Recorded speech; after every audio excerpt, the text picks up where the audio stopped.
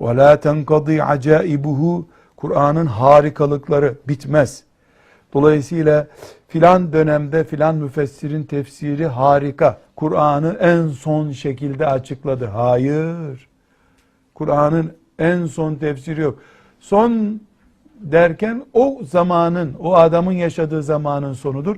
Kıyamete kadar Kur'an her sene, her dakika yenilikleriyle devam edecek. Bu müthiş bir ifadesi Efendimizin. Ki yani mesela şu ifade, şimdi siz tefsir okuyorsunuz değil mi? Kurtubi rahmetullahi aleyh muhteşem bir tefsir. Yeter.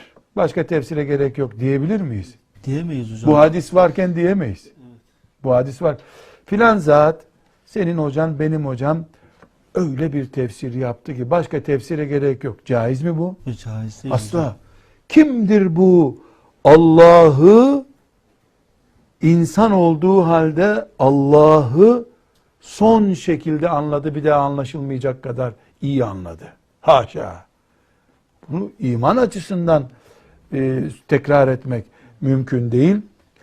وَلَا يَخْلُقُ عَنْ كَسَّةِ التِّرْدَادِ Bu da müthiş bir şey. Dünyada okundukça okunası bir kitap yok başka.